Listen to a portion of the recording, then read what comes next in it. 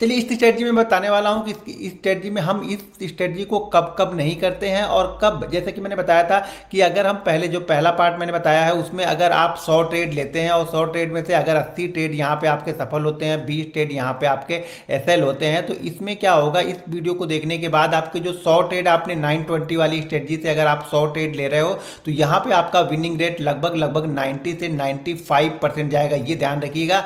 लेकिन इसके लिए आपको अपना रिस्क मैनेजमेंट करना बहुत जरूरी है। अगर आप रिस्क मैनेजमेंट नहीं करोगे तो बेस्ट रिजल्ट इसका नहीं ले पाओगे।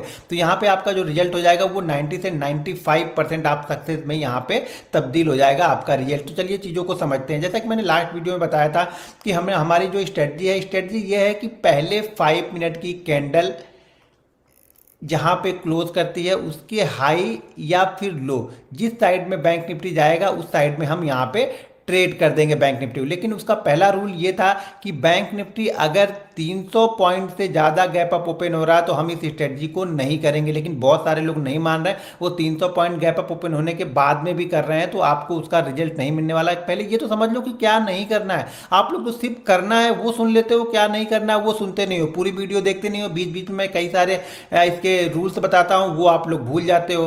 तो इस तरह से मत करो, पूरी वीडियो को ध्यानपूर्वक देखो। यार 10 मिनट अगर टाइम नहीं है तो आप क्या ट्रेडिंग में सक्सेसफुल हो गए? 10 मिनट 15 मिनट टाइम देना है। किसी की भी वीडियो देखो तो पूरी वीडियो देखो, क्योंकि पूरी वीडियो देखोगे तभी उस वीडियो में क्या आपको बताया गया आप समझ पाओगे।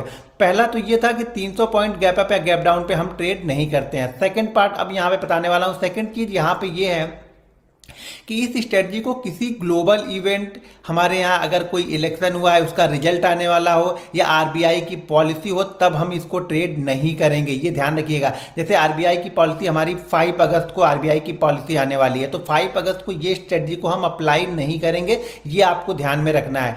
जब भी ग्लोबल इवेंट यानी फेड की कोई मीटिंग रहती है, कोई बड़ा इवेंट होने वाला हो, तो उसके 1-2 दिन उस स्ट्रेटजी को हम अप्लाई नहीं करेंगे। मान लीजिए हमारे किसी बड़े स्टेट में अगर कोई इलेक्शन हुआ, उस इलेक्शन के बाद इलेक्शन का आउटकम आने वाला है उस दिन, तो उस दिन हम इस स्ट्रेटजी को अप्लाई नहीं करेंगे। जब भी कोई इलेक्शन होगा उस इलेक्शन के रिजल्ट वाले दिन हम इसको अप्लाई नहीं करेंगे। जिस दिन रिजल्ट आने वाला होगा इसको हम अप्लाई, इस स्ट्रेटजी को नहीं करेंगे।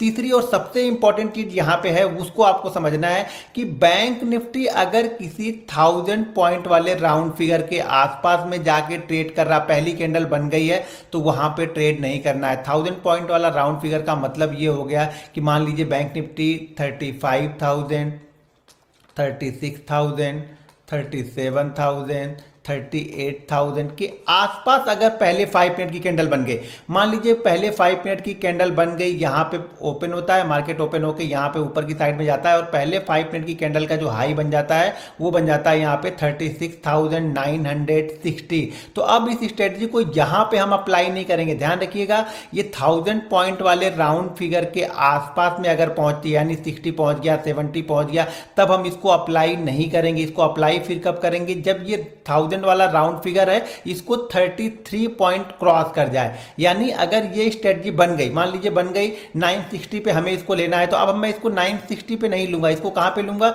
अब मैं इसको लूंगा 37,033 के ऊपर। ये 33 का भी कुछ लॉजिक है, वो कभी बाद में बताऊंगा आप लोग को, लेकिन अभी इस लॉजिक से इस स्ट्रेटजी पे कोई फर्क नहीं पड़ने वाला है। तो ये ध्यान रखिएगा 37,033 पे अब मैं बाइंग करूंगा। अगर ये क्लोज हो गया, पहली कैंडल क्लोज आती है 36,900, तो यहां पे मैं रिस्क ले सकता हूं। लेकिन अगर ये कैंडल क्लोज हो जाती है 36,960 के ऊपर और 37,033 के नीचे, तो इस बीच में ये जो 60 पॉइंट की रेंज है, इस 60 पॉइंट की रेंज में हमें नहीं करना है।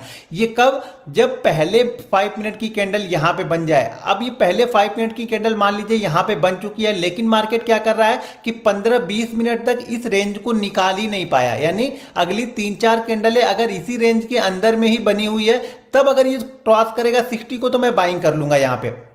यानी अब कहने का मतलब ये है कि मान लीजिए कि इसको मैं पहले हटा देता हूं, आप लोग ये समझ चुके होंगे। ध्यान रखिएगा कि 300 पॉइंट के ऊपर या 300 पॉइंट गैप अप ओपन होगा तो हमें नहीं करना है।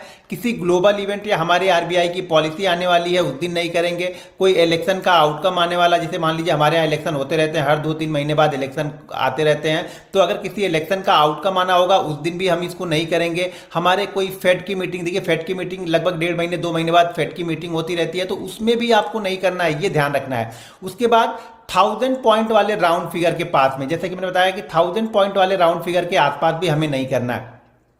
अब मान लीजिए क्या होता है कि मान लीजिए पहली कैंडल ओपन होती है, पहली कैंडल ओपन होके क्लोज हो जाती है और इसने हाई लगाया है 36,970 का, मान लीजिए इसने हाई लगाया है। अब अगली ही कैंडल इसको क्रॉस करेगी तो मैं इसको बाइंग नहीं करूंगा। क्यों? क्योंकि हमारी ये नो ट्रेडिंग जोन वाले एरिया में पहुंच चुकी है जहां पे हमें ट्रेड नहीं करना है। कहां पे हमें ट्रेड नहीं करना है? 36,960 से लेकर के 37,033 सॉरी 60 पॉइंट की रेंज है, ये 90 पॉइंट की रेंज होती है। तो 90 पॉइंट की इस रेंज के अंदर में हम इसको ट्रेड नहीं करेंगे, ठीक है। 60 से लेकर के 33 के बीच में अगर पहली कैंडल का हाई बनता है तो मैं इसको ट्रेड नहीं करूंगा। फिर इसको ट्रेड कब करूंगा? जब ये 33 को क्रॉस कर जाए। अगर इसके बीच में ही हमें ट्रेड करना है तो कब करना है कि पहली कैंडल, मान लीजिए पहली कैंडल का हाई बन गया ये 36,970, अब second candle, third candle, fourth candle इसी के अंदर में बन गए और उसके बाद अगर इस कैंडल को क्रॉस करता है 970 को तो भी मैं बाइंग कर लूंगा।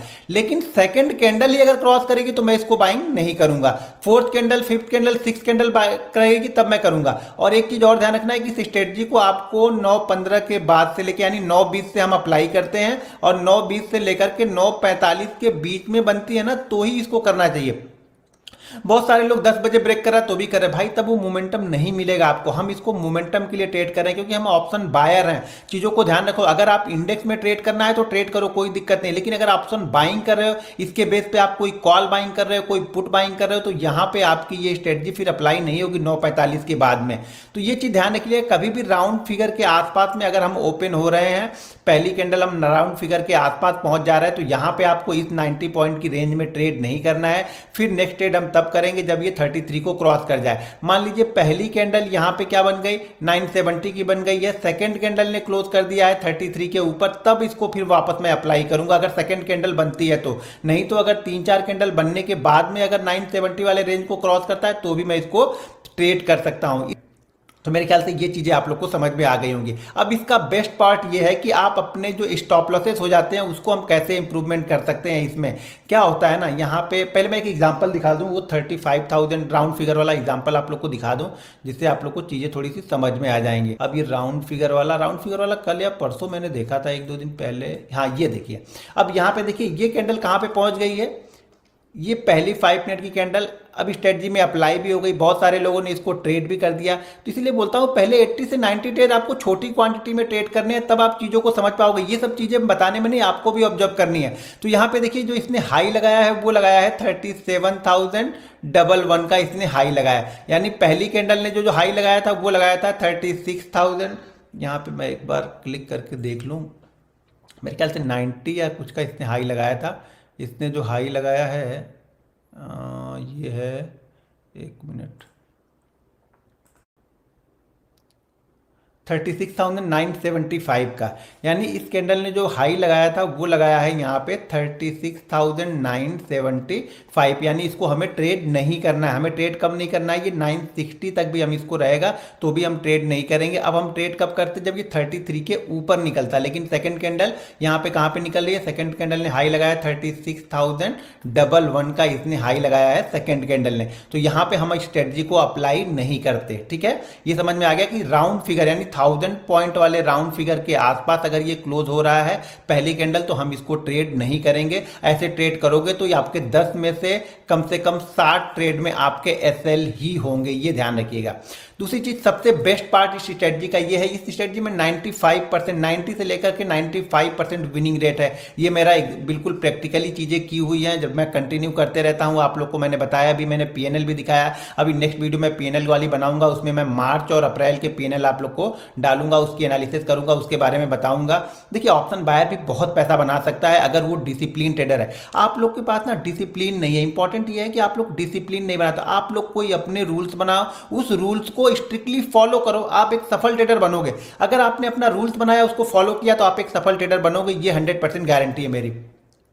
इस स्ट्रेटजी का सबसे बेस्ट पार्ट क्या है मेरे लिए, मैं देखो इस स्ट्रेटजी को जब भी मैं अप्लाई करता हूं, अगर ये स्ट्रेटजी मान लीजिए ये यहां पे ना होके कोई हमें ट्रेड देने के बाद अगर ये वापस देखिए ट्रेड देती है, ट्रेड देने के एक आध कैंडल बाने के बाद में ये हमारा एसएल कर लेती है, हमारा 70 से 80 पॉइंट का जो हमारा एसएल है वो स्ट्रेटजी ये एसएल कर देती है। तो इसको क्या करता हूं मैं ना कि अगर ये शुरुआती 1 घंटे के अंदर में, ध्यान से सुनिएगा, बीच बीच में अगर आप वीडियो फॉरवर्ड रिवर्स करके देख रहे हैं तो फिर आप समझ नहीं पाओगे। अगर ये शुरुआती 1 घंटे के बाद, मतलब 1 घंटे के अंदर, यानी शुरुआती 1 घंटे के अंदर में ही, यानी 9:15 से लेकर के अगर ये 10:15 के बीच में ही क्या करता है, हमारा एसएल भी करता है, और एसएल करने के बाद में ये 5 मिनट वाला लो यानी 5 मिनट वाला हाई को क्रॉस करेगा तो हम बाइंग कर रहे थे। तो अगर ये 5 मिनट वाले लो को क्रॉस कर रहा है तो मैं यहीं पे इसको सेल कर दूंगा। अब सेल करने में 2 चीजें ध्यान रखनी है। जब भी मैं यहां पे सेल करता हूं, मान लीजिए अगर मैंने यहां पे बाइंग किया था 100 क्वांटिटी, तो अब मैं जब सेल करता हूं ना तो मैं इसकी 200 क्वांटिटी यहां पे सेल करता हूं, ये ध्यान रखिएगा। लेकिन ये चीजें आप तभी अप्लाई करो जब आप कुछ प्रॉफिट के पैसे बना लो। ध्यान रखना, ये चीजें आपके लिए तभी काम करेगी जब आप कम से कम 20 ट्रेड कम से कम प्रॉफिट ले चुके होगे, यानी 20 ट्रेड एक्चुअल प्रॉफिट। ऐसा नहीं कि एसएल और प्रॉफिट लेके 20 ट्रेड, अगर 20 ट्रेड का प्रॉफिट आपके पास पड़ा हुआ है तभी इसको अप्लाई करना है। ये चीजें ध्यान रखना। ऐसा नहीं कि कल हो रहा तो कल ही आप इसको अप्लाई कर दो, शायद जब एसएल होगा तो आपका 1 एसएल तो ये लेके गया, 2 एसएल ये लेके चला जाएगा, तो टोटल आपके 3 एसएल हो जाएंगे, क्योंकि यहां पे क्वांटिटी हम डबल कर रहे हैं। ये ध्यान रखना। इस स्ट्रेटजी का बेस्ट पार्ट मेरे लिए यही है, इसीलिए मैं इस स्ट्रेटजी में 90 से 95% का विनिंग रेट लेके आता हूं। और जो भी मैं ट्रेड करता हूं, बैंक निफ्टी ऑप्शन का जो भी मॉर्निंग ट्रेड करता हूं, वो इसमें मान के चलिए कि 60 से लेकर के 75% रोल इसी स्ट्रेटजी का होता है, यानी 920 वाली स्ट्रेटजी का होता है, 5 मिनट की कैंडल का होता है। मैं मॉर्निंग ट्रेडर हूं, मुझे पता है कि मैं मॉर्निंग में अच्छे ट्रेड करता हूं, मुझे अपना टाइम मालूम है, मुझे अपना सेटअप मालूम है, मुझे अपना रिस्क मैनेजमेंट मालूम है, मुझे अपना रूल्स मालूम है, मैं उस रूल्स को स्ट्रिक्टली फॉलो करता हूं। ये इंपॉर्टेंट है। रूल्स तो सबके पास है, लेकिन अपने बनाए हुए रूल्स को ही हम फॉलो नहीं करते हैं। देखिए, अगर आप अपने बनाए हुए रूल्स को फॉलो नहीं करेंगे तो यहां पे सक्सेसफुल कभी नहीं हो सकते हैं। दूसरी ये चीज़ें बता दी। तीसरी चीज़, अगर ये स्ट्रेटजी, अगर आपने 20 प्रॉफिट के ट्रेड ले चुके, यानी इस स्ट्रेटजी से अगर आप 20 प्रॉफिट, एक्चुअल प्रॉफिट बना के रख जाए, मान लीजिए 20 प्रॉफिट में आपने यहाँ पे 10,000 रुपये बना लिए, तब इसको अप्लाई करना है कि अगर ये स्ट्रेटजी, ये किसी भी पॉइंट के आसपास, चाहे ये राउंड फिगर के आसपास, चाहे नॉर्मल ट्रेड में, अगर ये जाती है और जाने के बाद हमारा पहला एसएल कर देती है, और एसएल करने के बाद यानी शुरुआती 1 घंटे के अंदर में ही ये डाउन साइड वाले 5 मिनट, यानी जो लो लगा था 5 मिनट का, उसको भी ब्रेक करती है, तो मैं यहाँ पे इस स्ट्रेटजी को ट्रेड करूंगा, लेकिन डबल क्वांटिटी के साथ में। अगर पहले मैंने इसको 100 क्वांटिटी के साथ में ट्रेड किया था, अब मैं यहां पे 200 क्वांटिटी के साथ में ट्रेड करूंगा। ये ध्यान रखना है। ये रिस्क मैनेज तभी होगा जब आप 20 प्रॉफिट में कमा चुके हो, यानी 20 ट्रेड आपके प्रॉफिट में आ चुके हैं, तब नहीं तो एक ही दिन में आपके ये 3 एसएल हो जाएंगे। यानी एक एसएल आपने ले लिया 100 पॉइंट का, दूसरा एसएल, सॉरी, एक एसएल आपने ले लिया 100 क्वांटिटी में, दूसरा एसएल आप 200 क्वांटिटी में लेने जा रहे हो, तो यानी 3 दिन का एसएल हो जाएगा। नहीं समझ में आएगा तो इसको अगर आप अप्लाई नहीं करते हो तो भी चलेगा, लेकिन इसको अप्लाई, ये बिल्कुल स्ट्रिक्ट रूल है कि इसको अप्लाई तभी करना है जब आप 20 ट्रेड का प्रॉफिट अपने पास में रखे हुए हो, तभी इसको अप्लाई करना है। इसको कैपिटल से अप्लाई नहीं करना है, ध्यान रखना। अगर आप इसको कैपिटल से अप्लाई कर रहे हो तो आप इसमें लॉस ही करोगे, ये ध्यान रखना। तो बैंक निफ्टी ऑप्शन की सबसे अच्छी बात ये होती है, अगर आप ऑप्शन बायर हो ना, तो आपका पैसा तभी बनता है जब आप रिस्क फ्री ट्रेड करते हो, यानी आपके ऊपर कोई दबाव नहीं होता है कि नहीं मुझे प्रॉफिट करना ही करना है क्योंकि मेरा कैपिटल में लॉस हो चुका है। जब आप प्रॉफिट के पैसे से ट्रेड करते हो ना, तो ये रिस्क फ्री ट्रेड होता है, और इसमें आपके चांसेस बहुत अच्छे होते हैं कि आप बहुत बड़ा प्रॉफिट यहां पे बना के जाओ। लेकिन जब आप कैपिटल पे ट्रेड करते हो तो हमेशा डर लगा रहता है कि कैपिटल पे डेंट ना पड़ती जाए। एक बार अगर कैपिटल पे डेंट लग गई, मान लीजिए अगर आपके पास 50,000 रुपए है, अगर इस पे एक बार डेंट लग गई, आपने इसका 50% लॉस कर दिया, तो ये 25,000 हो जाएगा। तो ये ध्यान रखिएगा, फिर 25,000 आपको ये प्रॉफिट में नहीं जाने देगा, हर बार आपको। तो ये 25,000 से आप ये सोचोगे कि मैं हमेशा बड़े ट्रेड लूं, यानी 50,000 मेरा पहले बन जाए, आपके दिमाग में ये 50,000 घूमता रहेगा,